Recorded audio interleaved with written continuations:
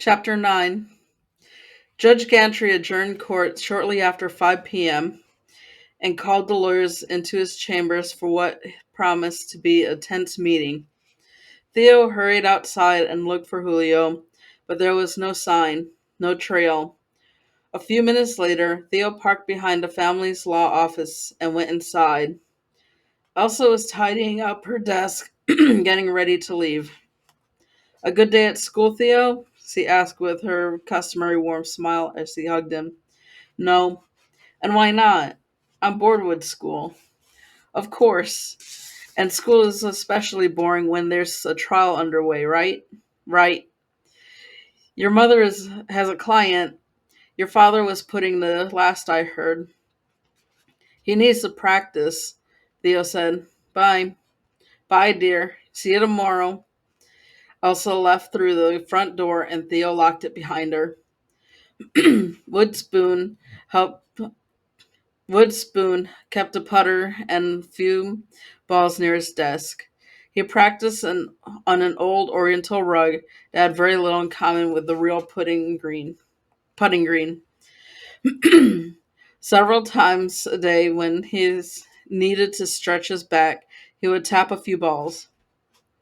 When he missed, which was more often than not, the balls rolled off the rug and across the wooden floor and made a distinct sound. One that is not quite as loud as a bowling ball roaring down the alley, but a racket nonetheless. The entire firm downstairs knew that the errant golfer upstairs had missed once again. "Well, hello, Theo," Mr. Boone said. It was at his desk, not putting, sleeves rolled up, pipe stuck in between his right rear molars, a mountain of paperwork in front of him. "Hey, Dad. A good day at school?" "Great." If Theo complained, which he occasionally couldn't help, then he would get the standard lecture about the importance of education and so on. "I stopped by the courthouse after school." "I figured. Anything exciting?" They talked about the trial for a few minutes. His father seemed to have almost no interest in it, and this baffled Theo. How could any lawyer not be consumed with such an important event in the town's judicial system? The phone rang and Mr. Boone excused himself. Theo went downstairs to check on the rest of the firm. Vince, the paralegal, was working with his door shut. Dorothy, the real estate assistant, was gone. Theo heard serious voices coming from his mother's office, so he eased along the hall. He often heard people crying in there, women who were overwhelmed with marital problems and were in desperate need of his mother's help. Theo couldn't help but smile at his mother's importance. He had no desire to be her type of lawyer, but he was very proud of her anyway. He went to his office, spent a few minutes chatting with Judge, and started his homework. A few minutes dragged by, and it was getting dark. Judge growled at the sound from the outside. Then someone knocked on his door. Theo, startled, jumped to his feet and looked outside. It was Julio. Theo opened the door. "Can we talk out here?" Julio said, nodding away from the building. "Sure," Theo said, and pulled the door closed behind them. "What's up?" "I don't know.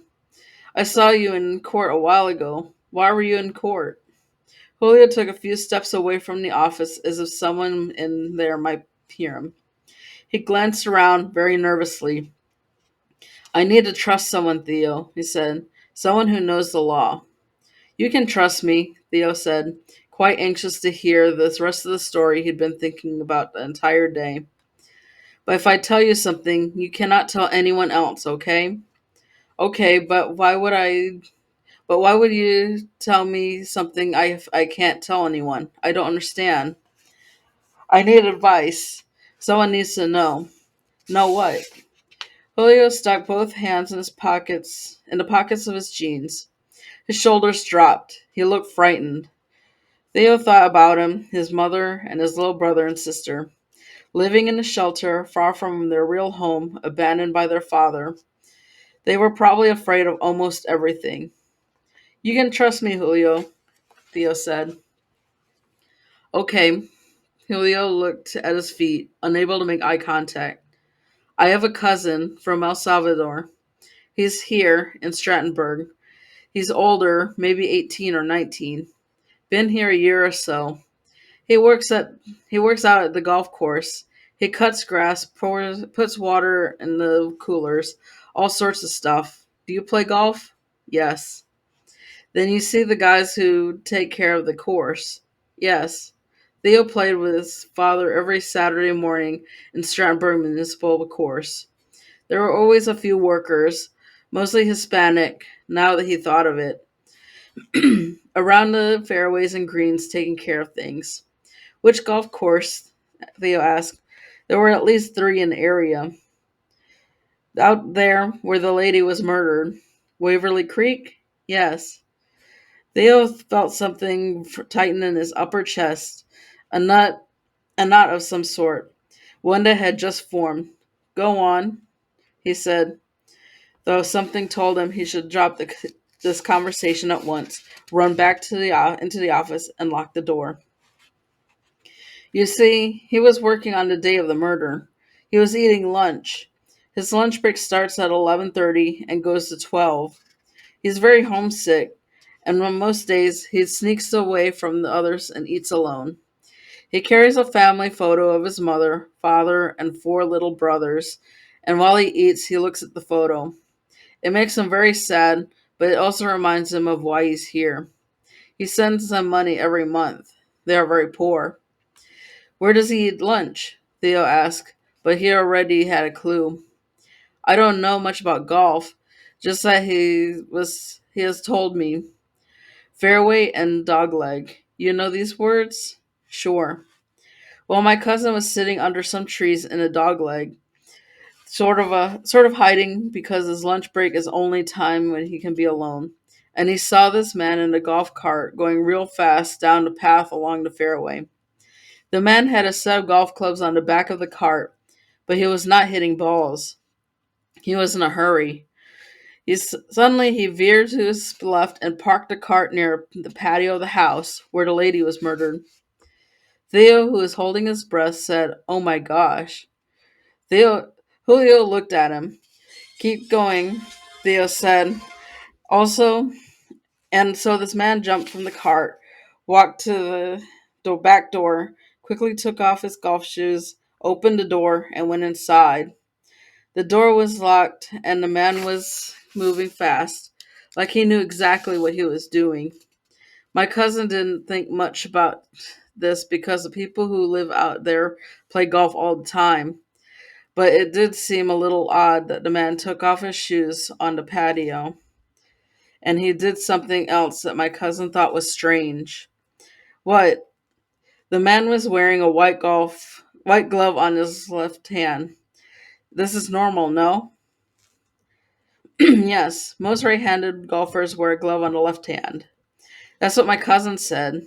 So the man was playing golf somewhere and decided to stop by by this house. And he forgot to take off his glove? Theo said. Maybe, but here's the strange part. After the man took off his shoes and put them by the door, he reached into his pocket, pulled out another glove, and quickly put it on his right hand. Two white gloves. The knot in Theo's upper chest now felt like a football. Why would the man wear two gloves before he opened the door to the house? Julio asked. But Theo didn't answer. His mind was locked onto the image of Mr. Pete Duffy sitting in the courtroom, surrounded by lawyers, with a smug look on his face as if he'd committed a perfect crime and couldn't be caught. Which fairway? Theo asked. Number 6 on Creek Course, whatever that means. The Duffy home, Theo said to himself. How far away is that? How far away was your cousin? I don't know. I haven't been out there, but he is well hidden. When the man came out of the house, he looked around, very suspiciously, to make sure no one saw him. He had no clue my cousin was watching. How long was the man in the house? Not long at all. Again, my cousin was not that suspicious. He finished his lunch and was saying prayers for his family when the man came out the same door. He walked around the patio for a minute, took his time, looked up and down the fairway, and as he was doing this, he removed both gloves and stuffed them in his golf bag. He put his shoes on, then hopped in his golf cart and took off. What happened next? At noon, my cousin went back to work. A couple of hours later, he was cutting grass in North 9 when a friend told him there was some excitement at Creek Course. Said the police were everywhere, that there was a break-in and a woman had been murdered. Throughout the afternoon, the rumors spread like crazy around the golf course, and my cousin soon learned which house it was. He ventured over in one of the utility carts and saw the police hanging around the house. He drove away in a hurry. Did he tell anybody? Julio kicked a rock and glanced around again. It was dark. It was dark now. No one was watching them. We're still talking secrets, right, Theo? Of course. Well, my cousin is illegal. My mom has papers for us, but my cousin has none. The day after the murder, the police arrived with lots of questions.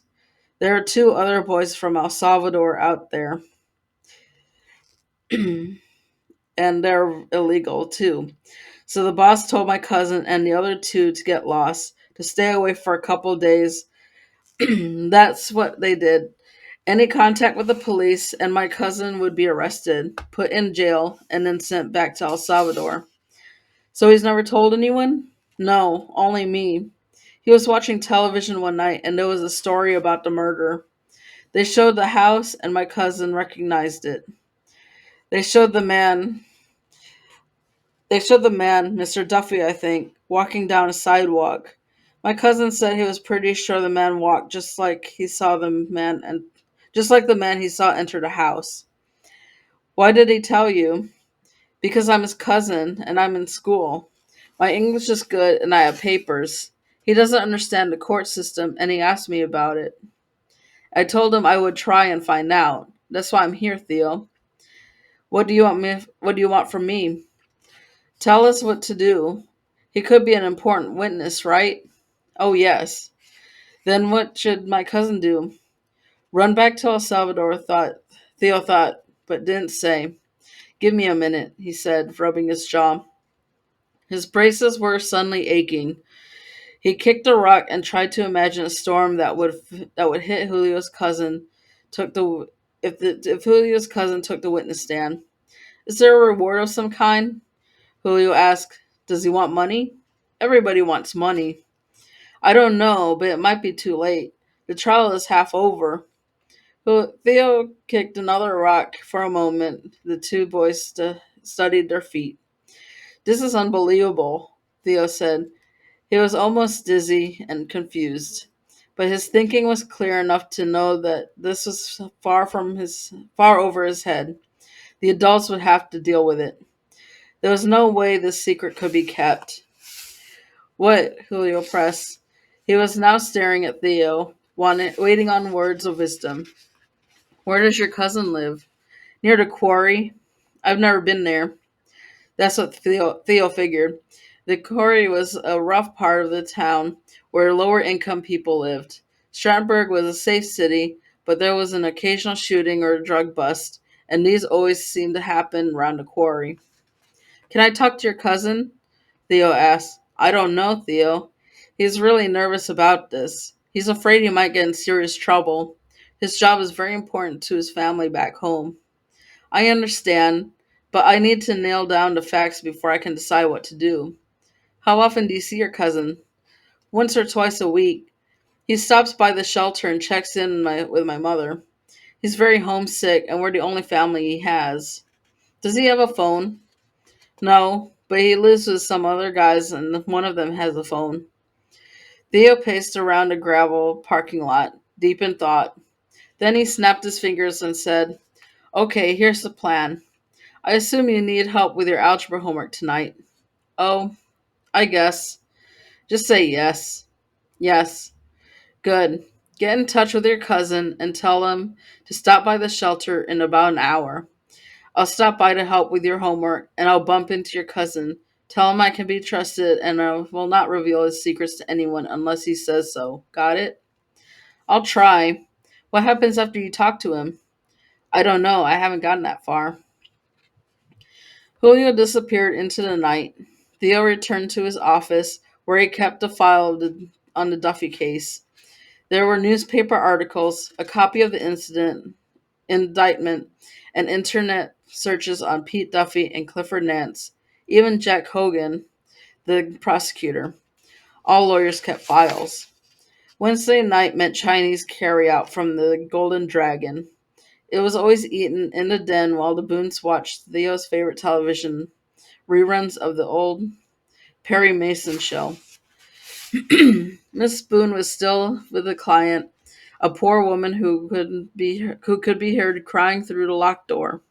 Mr. Boone was on his way to the Golden Dragon when Theo explained that he needed to run by the shelter and spend a few minutes with Julio. Don't be late, Mr. Boone said. We'll eat at 7. I won't. Of course we'll eat at 7. The firm had a library on the ground floor near the front. There was a long table in the center of it with leather chairs all around. The walls were covered with shelves loaded with thick books. The important meetings were held in the library. Occasionally, groups of lawyers met there for a disposition or a deposition or a negotiation. Vince, the paralegal, liked to work there. Theo did too, when the office wasn't busy. He also enjoyed sneaking into the library late in the afternoon, after the firm had closed, after the others had left. He and Judge entered and closed the door. He did not turn on the lights. He eased into a leather chair, propped his feet on the table, and stared at the semi-lit rows of books. Thousands of them. He could barely hear the distant voices of his mother and her client down the hall. Theo knew of no other kid whose parents worked together as professionals. He knew of no other kid who hung around an office every day after school. Most of his friends were playing baseball or soccer or swimming or hanging around his house waiting on dinner. And there he was sitting in the dark law library pondering the events of the past hour. He loved the place, the rich smell of worn leather and old rugs and dusty law books, the air of importance. How could it be that he, Theodore Boone, knew the truth about the Duffy murder? Of all the people in Strattonburg, some 75,000, why him? The town's biggest crime since something happened back in the 1950s, and he, Theo, was suddenly in the middle of it. He had no idea what to do. And that's the end of the chapter 9.